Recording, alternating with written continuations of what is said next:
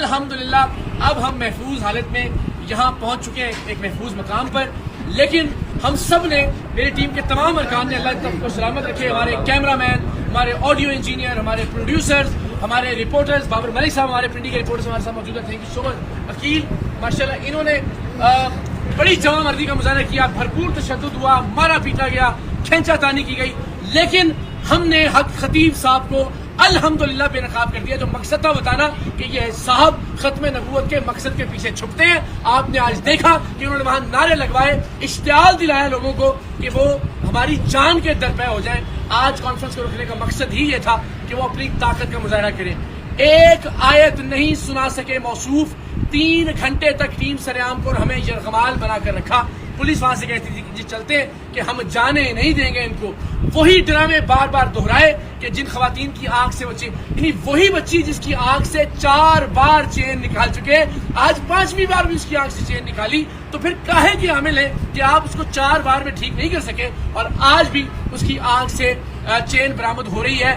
جب ہم نے کہا جی ایک بار اور نکال کے دکھا دیں تو پھر اس کا کوئی جواب نہیں تھا. وہ بچی بیچاری 10-15 منٹ تک تکلیف کی حالت میں رہی, اور مجھے امید ہے کہ ان کے اپنے سوشل میڈیا نے ان کا یہ ڈھونگ, ان کی یہ نوٹنکی بے نقاب کی ہوگی.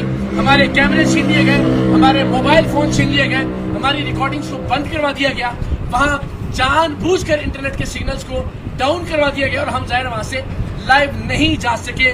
لیکن ہم نے اپنے حصے کا کام کر دیا, قوم کو بتا دیا ہے کہ ختم نبوت کی آڑ میں یہ نوٹنکی, یہ ڈھونگ جاری ہے, اور بدقسمتی سے سادہ لوگ نشانہ بن رہے ہیں. الحمدللہ اب ہم تمام لوگ یہاں آ گئے. بار بار میرا اصرار تھا کہ حضرت آپ بتا دیں کہ آپ اللہ کے کلام سے, آپ کے بقول جو دم کرتے ہیں اس میں آپ کیا پڑھتے ہیں. انہوں نے کہا جی میں نہیں. 3 سے 4 گھنٹے تک ہم یہ کمال رہے. میں بار بار یہ کہتا رہا ایک آیت سنا دیجئے, ایک سورت سنا دیجئے. آپ ختم نبوت کی بات کر رہے ہیں, ختم نبوت کا نام لے کر لوگوں کو اشتعال دلا رہے ہیں, ختم نبوت کی آڑ میں چھپنے کی کوشش کر رہے ہیں, لیکن ختم نبوت سے متعلق ایک آیت تلاوت فرما دیں, ایک حدیث. اتنے لوگ دیکھ رہے ہیں تو لوگوں تک پیغام پہنچ جائے گا ختم نبوت کا, لیکن وہ ایسا کرنے میں ناکام رہے. ہمارا وہ شخص جو ان کے ٹرک بے نقاب کرنے کے لیے وہاں موجود تھا, اسے دھمکایا گیا, اسے دھکے دیے گئے, اسے مارا پیٹا گیا. عقیل ہمارے ساتھ موجود ہے اور پورا مجمع چلا رہا تھا عقیل کو سامنے لے کر آئیں, عقیل کو سامنے لے کر آئیں گے. پاکستان کی قوم نے دیکھا کہ ہم نے اپنا وعدہ نبھایا. میں نے وعدہ کیا تھا کہ میں سید اقرار الحسن انشاءاللہ العزیز حق خطیب صاحب کے آستانے پر جا کر ان کے سامنے کھڑا ہو کر ان کو بے نقاب کروں گا. لیکن جو ٹرک تھے ان کے, اتنا شور, اتنا ہنگامہ, اتنی نعرے بازی اور اتنے پرتشدد اور اشتعال والے لوگ انہوں نے وہاں مشترک کیے کہ ظاہر ہے اس تک نوبت ہی نہیں آنے دی. لیکن ایک بھی کلام اللہ کے حوالے سے کوئی چیز نہیں سنا سکے, نہیں بتا سکے کہ وہ کیا وظائف پڑھتے ہیں, نہیں بتا سکے کہ انہوں نے یہ علم کہاں سے حاصل کیا ہے, نہیں بتا سکے کہ وہ قرآن کی کوئی صورت پڑھ سکتے ہیں دیکھ کر بھی یا نہیں. اور وہی ڈھونگ انہوں نے رچایا. انہی بچیوں کی آنکھوں سے دوبارہ چین برآمد کی جو بچی 4-5 بار ان کی ویڈیوز میں آ چکی ہے. تو بار بار اشتعال دلایا. انہوں نے اپنی قوم کا نام لے کر کہا کہ وہ تہاڈی خیر تے سوال آ گیا, یعنی وہ جو وہاں موجود لوگ تھے ان کو قوم کے نام پر, وہ جو ان کی قوم ہے میں اس کا نام بھی نہیں لیتا, اس کو تضحیک کا نشانہ بنانے کا الزام ہم پہ لگایا اور کہا کہ جناب آپ پر یہ حملہ ہوا ہے.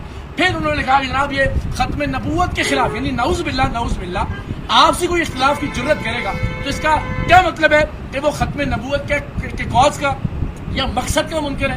خدا کا خوف کیجئے, آپ اپنا حلیہ دیکھیے, آپ اپنی حرکات دیکھیں, یہ آپ کی بہادری ہے. اتنے ڈرپوک اور اتنے بزدل آپ ثابت ہوئے ہیں کہ اتنے ہزار لوگوں کی آڑ میں آپ نے چیخنا چلانا کیا, گفتگو کی توفیق آپ کو نہیں ہوئی, آرگومنٹ نہیں کیا, دلیل نہیں, اور الٹیمیٹلی ظاہر ہے پھر ہم نے اختتام کار ان کو یہ کہہ کے, اور میں اپنے وعدے پر قائم, میں نے کہا میں دوبارہ کھانا کھانے آؤں گا آپ کے پاس, پھر کیمروں کے ساتھ ہم جائیں گے تاکہ, اور اس سے پہلے میں امید کرتا ہوں کہ علماء اہل سنت جاگیں گے.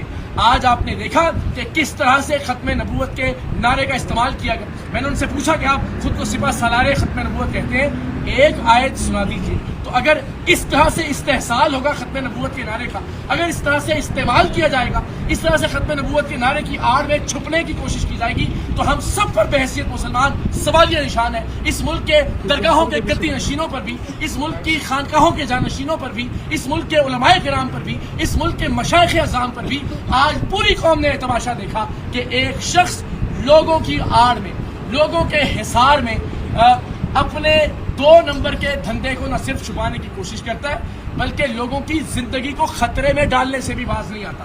بار بار استعمال کرتا ہے مذہب کا، بار بار استعمال کرتا ہے دین کا. تو میری علماء سے، مشائخ سے، پاکستان کے صحافیوں سے، پاکستان کے عوام سے درخواست ہے، خدا کے واسطے اقرار الحسن کے لیے آگے مت آئیے، ٹیم سریام کے لیے بھی آواز بلند مت کریں.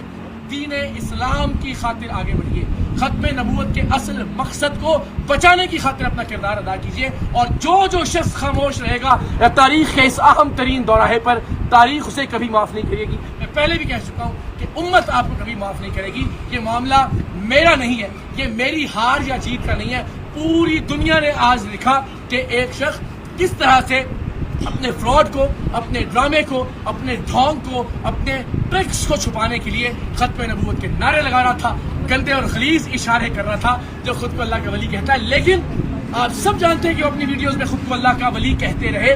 آج کم سے کم ہم نے ان کے منہ سے یہ بات نکلوا دی کہ جی میں اللہ کا ولی نہیں، اور ظاہر ولی والی ان کے اندر کوئی بات بھی نہیں، اپنی کرامات کو بھی ثابت نہیں کر سکے.